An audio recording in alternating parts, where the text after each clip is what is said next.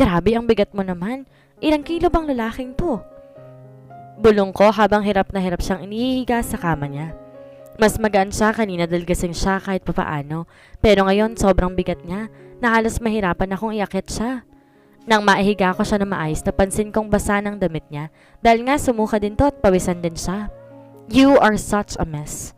Sabi ko at naghanap ng bimpo sa may closet niya at saka siya pinunasan sa mukha. Leeg. Inalis ko ang t-shirt niya para punasan ang kilikili niya at palitan na rin ang damit niya. Habang nagpupunas, nakagilap na mata ko ang tiyan niya at dibdib niya. Napalunok ako dahil sa 6 bucket abs niya at sa laki ng dibdib niya. Ramdam kong nag-init ang pisngi ko kaya naman sinampal ko ang sarili ko dahil sa inaasal ko ngayon. Hailey, wake up! Binilisan ko na lang ang pagpupunas sa kanya at saka siya binihisan. Nang matapos, ewan ko ba pero pinagbastan ko siya sandali habang nakaupo sa dulo ng kama. Natatawa ako dahil napakaamo ng mukha niya kapag tulog. Sana lagi ka na lang tulog. Mas mabait ka pang tingnan. Claire!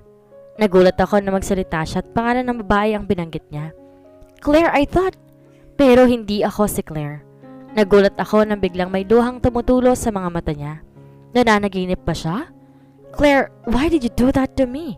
Kayong lahat, you betrayed me. Bulong nito. He sounded broke and in extreme sorrow. Hindi ko alam pero ramdam kong sakit sa boses niya.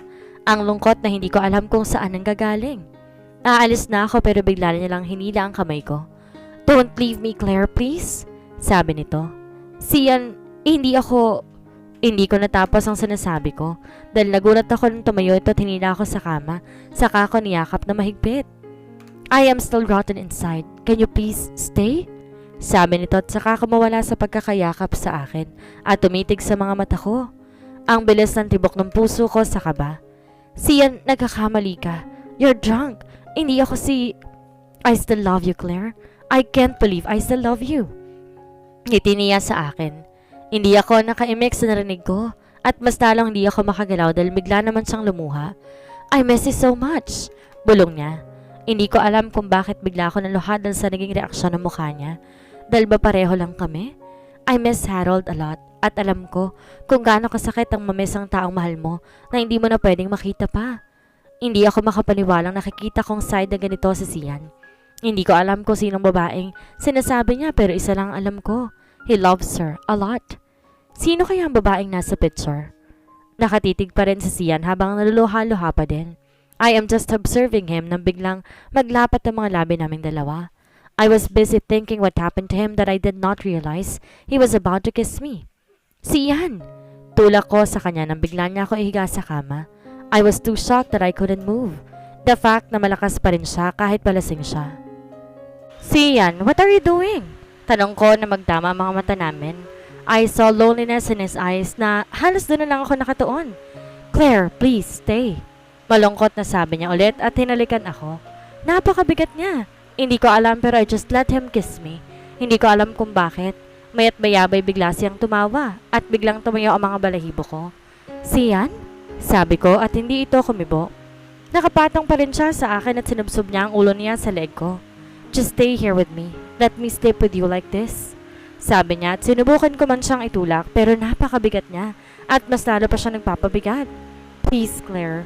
Gusto ko lang alisin ang sakit dito sa puso ko. Dinig kong sabi niya habang nasa leeg ko pa rin ang ulo niya. Ewan ko pero mukhang nasasaktan talaga siya. Sa boses at hina pa lamang ng boses nito'y ramdam ko ang sakit. Kaya naman wala akong magawa kundi manatili sa tabi niya. Ilang oras na nakatulog si Sian habang nakapatong sa akin. Pakurap-kurap pa ako ng mga mata dahil sa hindi ko inaasahang nangyayari. Grabe, magiging flat-chested na ata ako lalo sa tagal niyang nakatulog sa akin. Sian?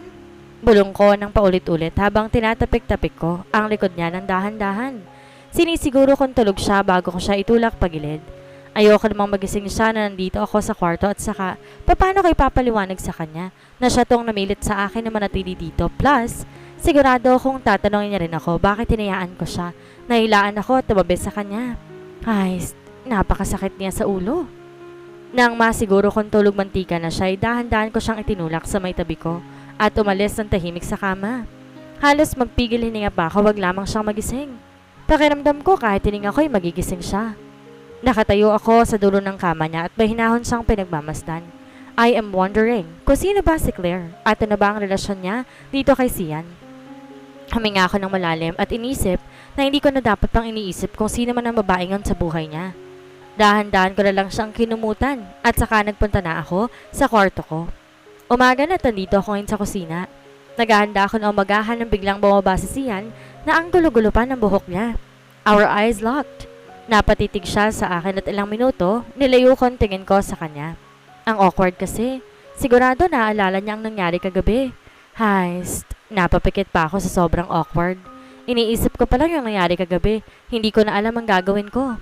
I heard him clicking his tongue and murmured, "Such an annoying woman." Dinig kong sabi niya at nang balikan ko siya ng tingin, umirap ito at gumuwi saka nag-walk out palabas. Halos bumuka ang bibig ko sa ginawa niya. Siya ba may ganang umirap sa akin at sabing nakakairita ako? Dapat nga humingi siya ng tawad sa ginawa niya sa akin at magpasalamat man lang sana dahil tinulungan ko siya. Grabe, ang manhid talaga niya. Anong klase ba siyang lalaki? Nakakainis ka. Nainis kong sabi.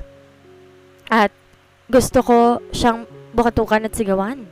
Hindi ako makapaniwala sa kanya. Sian's perspective. Grabe ang sakit ng ulo ko nang magising ako. Pagkabangon ko'y agad ako nagpunta ng bathroom to brush my teeth. Nang matapos akong mag-toothbrush, bigla ako na alarma na mapansin ko ang damit ko dahil iba ang suot ko. Pagkatapos nung nag-flashback sa akin ang nangyari, tinulungan ako ni Hailey dito sa kwarto and ano nang nangyari? Bulong ko habang pilit na iniisip kung ano ba ang nangyari matapos niya akong ihatid dito sa kwarto. Ang tagal kong nag-isip na makita kong isang puna na nakaharang sa tabi at doon ko naalala na nasuka nga pala ako kagabi pa. At, damn it, I'm embarrassing. I said and frowned. Bakit ba kasi si Hailey pang nakakita sa akin? Inis na inis akong lumabas ng kwarto at bumaba na makita ko si Hailey. Nagulat pa ako at napahinto dahil hindi ko inaasahan na siya pa ang una kong makikita. Habang nakatitig ako sa kanya, biglang sumagi sa isip ko na hinalikan ko siya kaya naman nang lako ang mata ko. What? Did I kiss her last night? No, it's impossible. I thought when she suddenly looked at my direction and our eyes met. I'm starting to think what really happened last night. Bakit ko naman siya hahalikan? It is a big no. Inihiga ko pa siya? Kung ganun dapat, nagising akong nasa tabi ko siya. Oo, tama. Sigurado ako panaginip lamang yon. Marahil siya ang huli kong nakita kagabi kaya ako siya napanaginipan. Such an annoying woman. I said and left. Hindi ako makapaniwala nang mapanaginipan ko siya. Umalis ako at nagpahangin sa labas dahil naiinis ako nang bigla ako maalala si Claire. Bigla ako nakaramdam ng kirot sa puso at galit. Pero aaminin ko, mas gumanda at hindi ko alam pero bumalik lahat sa akin. Gayunpaman mas nangingibabaw sa akin ang galit. Flashback, yesterday afternoon. Pinagmamasdan ko ang baby sa screen na itinuturo ng doktor. Hindi ako makapaniwala na isa na akong tatay. Sian, our baby. Biglang sabi ni Estela na sumira sa mga ngiti ko. Masaya ako magkakaroon ako ng anak pero hindi ako masaya dahil siya ang ina at siya ang dahilan kaya ito nangyari. Hindi ko siya inimik at matapos ang check-up namin, lumabas na kami. Sian, we have to talk, sabi niya. Wala tayong dapat pag-usapan, Estela. Tandaan mo, I am just here in Manila for the baby, not for you. Sabi ko at iniwan ko na siya. Sian, sandali! Sigaw niya mula sa likod at huminto ako.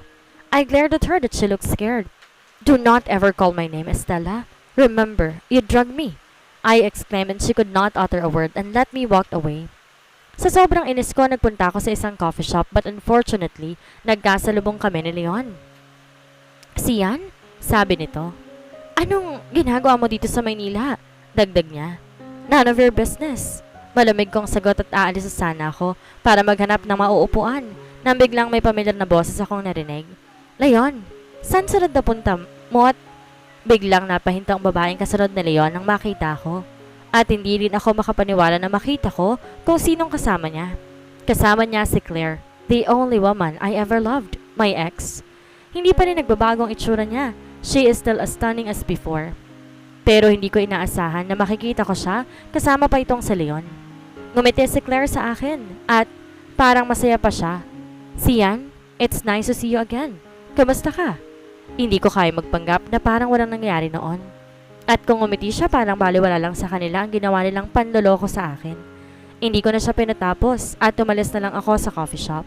Pero sinundan ako ni Claire. Sian, sandali. Sigaw nito at pinigilan ako at hinawakan ang kamay ko. Agad kong inalis ang kamay niya at nanlilisik ang mga mata kong tumitig sa kanya. What? I asked in madness. Sian, pwede ba tayo mag-usap? Sabi niya ng mahinahon. Hearing her like this, seeing her like this makes me even more furious. Mukhang napakasaya niya and I can't stand her. Claire, we have nothing to talk about, so please just stay away from me. Nanginginig ang boses ko sa sobrang galit. Galit ka pa rin ba sa akin? Malungkot niyang tanong at natatawa naman ako sa tanong niya. What do you think? I smirked. Couldn't believe na kaya niya akong tanongin ng ganon. Sian, I'm really sorry about... Enough, Claire. Tama na. Ilang beses ko nang narinig yan. Just stay away from me. Sabi ko at nakita ko si Leon. Hindi ko siya pinansin at iniwan ko na sila. Sobrang sakit ng puso ko na makita si Claire. Lahat ng sakit bumabalik kaya naman uminom ako at nagpakalasing. End of flashback. Just stay away from me. Claire, I don't want to see you again. It's killing me. Bulong ng isip ko habang pinapakiramdaman ko ang simoy ng hangin. I clenched my fist in pain and tried to forget everything but seeing her again parang kahapon lamang nangyari ang lahat. Ang sakit pa rin. Kumakain ako kasama ng tatlo dito sa maid's kitchen. Habang kumakain naalala ko ang pagbulong ni Sian kagabi tungkol sa nagngangalang Claire. Gustong gusto kong tanungin sila Ate Rowena o kahit isa lamang sa kanila. Pero sa tuwing sinusubukan ko may pinag-uusapan sila. Hindi ko tuloy alam kung itutuloy ko bang itanong pero sa huli na pagpasyahan kong wag na lamang. Ayoko rin namang magmukhang chismosa. Habang kumakain ay narinig dumating si Ma'am Odette at agad kami nagsitayuan bilang pagrespeto. Hailey, agad naman niyang tawag at tingin sa akin. Yes po, ma'am. Tanong ko. Mag-ayos ka na dahil aalis na tayo para mamalengke. Sabi nito. Pero madam, hindi pa po tapos kumain si Hailey. Kakaumpisa pa lang po kasi namin kumain kani-kanina lamang. Pagtatanggol sa akin ni Ate Edna. Natuwa ako dahil nag-aalala sila sa akin pero mukhang hindi nagustuhan ni Ma'am Odette ang sinabi ni ate dahil bigla na lang umasim ang tingin niya kay Ate Edna. Ano ngayon?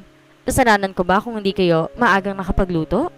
Matara niyang pagsagot kay Ate Edna na siyang nakayoko dahil sa takot. Hindi naman po sa ganon, madam. Pagpapaliwanag niya. Kung ganon, anong problema? Baka gusto mong... Okay lang po, Ma'am Odette. Nakarami naman ako ng subo. Tara na po. I cut her off bago pa man may mabitawang hindi magandang salita si Ma'am Odette sa kanya. Alright, don't be nosy again, Edna. Sabi nito at saka tumalikod. Sigurado ka ba? Wala ka pang kain.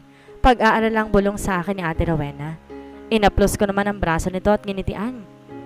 Ayos lang po ako. Ako pa ba? Bulong ko at agad kong sinundan si Ma'am Odette bago pa man niya mapansing nag-uusap kami. Nung nasa labas kami, hinintay namin ang van na dumating. Habang naghihintay, napansin kami ni Sian. Nakasakay siya sa kabayo niyang si Alice. Huminto ito at nagtatakan tumingin sa kanyang ina. Mom, going somewhere? Tanong niya at saka napatingin sa akin ng ilang sandali lamang. Yes, we're going to the grocery or market to buy some foods. Sagot ni Ma'am Odette. Bumaba agad si Sian at hawak ang taling nakakabit kay Alice. Mamamalengke kayo? But you don't have to do that. We have people to do that job. Pagtaas nito ng kilay. Well, I'm bored. At isa pa I have Hailey with me. Isn't that amazing? Ngisi ng kanyang ina. Bumuntong hininga naman si Sian. Tinignan ako mula ulo hanggang paa. Hindi ko alam kung bakit ngayon kailangan gawin pero hindi ako komportable sa paraan ng pagsuri niya sa akin. Well, alright. Mukha namang maid niyang kasama mo. It's none of my business anyway, sabi niya. Kumulo naman agad ang dugo ko sa sinabi ni Sian. Alam ko, napakasimple ng damit ko. Oversized na damit at hindi rin branded. Pero nasasaktan din naman ako sa masasakit na pangungutya niya. Pasalamat siya dahil matagal ko na siyang pinagtitimpian. Natawa naman si Ma'am Odette sa sinabi niya at pinagmasan ako at saka ngumiwi na parang virus ako sa mga mata niya. Well, yeah. Can't believe she's your wife. Iritado nitong sabi at huminga ng malalim. Kaya sabay noon ay pumarada ng van sa may tabi. Anyway, we have to go. See you later. Sabi ni Ma'am Odette. Alright. Tanging sagot lang ni Sian at tumingin ulit sa akin. Normal lang siya kung tumingin. Tulad pa rin ng dati kaya naman hindi ako sigurado kung naaalala niya ang pinagagawa niya kagabi. Well, mas mabuti pa nga sigurong wala siyang maalala. It's better for the both of us. Nagpark kami sa parking lot ng isang mall. Hindi ko alam kung anong gagawin namin dito pero sinundan ko na lang si Ma'am Odette. Pumasok ito sa napakamahal na clothing line at namili ng mga damit. Habang ako naman parang buntot niya, sumusunod lang sa kanya. Napakarami niyang binili. Nagsukat pa siya ng mga dress. Napakaganda niya sa lahat ng isinusuot niya. Parang nasa movie lang ako kung saan nagsusukat ang babae ng mga damit sa dressing room. Bigla ko tuloy na imahine ang sarili ko. Isa sa mga nagsusukat ng damit at si Harold naman ang naghihintay sa akin para tingnan kung maganda ba sa akin ang damit.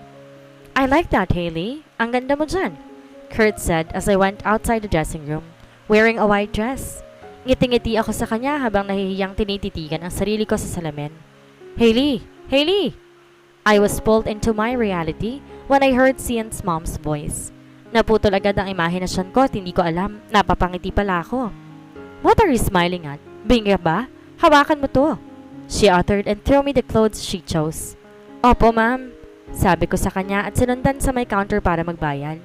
Pagkatapos dun kung san-san pa kaming clothing line at mga bilihan ng mamahalin sandals nagpunta. Napakarami ko ng hawak na paper bags at iba pa sa dami ng pinamili niya. Hirap na hirap akong sinusundan siya na may nakasalubong siyang isang babae. Odette? Sa noong nito, sabay baba ng shades niya at kumite kay Ma'am Odette. Nilingon sa nito at mukhang nagulat siya na makita niya ang babae. My gosh, is that you, Antoinette? Masayang paglapit niya dito. Yes, it's me. Kailan ka pa bumalik dito? Akala ko nag-for good na kayo sa Manila. Anyway, napakaganda mo pa rin. Still looking young before. Sabi nito at bigla namang naghawi ng buhok si Ma'am Odette at tumayo ng diretso at saka lagay ng buhok sa likod ng kanyang tenga. Thank you. Syempre naman, I am pretty as always. Paggayabang pa nito. Nag-uusap sila na mapansin ako ng babaeng kausap niya. Anyway, you went shopping? Is this your maid? Tanong niya sabay turo sa akin. Napayo ko naman ako sa sinabi niya pero tiningnan ko si Ma'am Odette. Ngumisi lang siya sa akin. Yee! I went shopping and she is... Huminto siya sandali at pinagmasan ako. Well, just don't mind her. She came to help me. Anyway, I have to go. Masyado kasi ako nawili sa pag-shopping. I have to buy other things pa. Pagpapaalam nito sa babae. Oh sure, see you some other time. Mwah! Sagot ng babae at nagbeso-beso pa sila. See you, like a maid. Kasi, yun naman ang bagay sa'yo eh. Hindi isang asawa ng anak kong tagapagmana ng kanyang ama. Sabi nito nung wala na ang babae. Yumuko ako at sinundan na lamang siya sa van. Tinulungan ako ng driver na ayusin ang mga pinamili namin. At saka, nagpunta sa grocery at supermarket. Napakatagal naming namili dahil napakaarte ni ma'am sa pabimili ng mga pagkain. Masyado siyang mabusisi kung fresh ba o hindi yung mga karne at isda na binibili namin. Pero sa totoo lang humahanga ako sa kanya. I admire how sharp her eyes are to see kung fresh ba ang mga yon o hindi. Regardless of being a rich person, hindi ko akalain na marunong pala siya sa mga ganoong bagay. Hingal na hingal akong sinusundan siya pabalik sa van.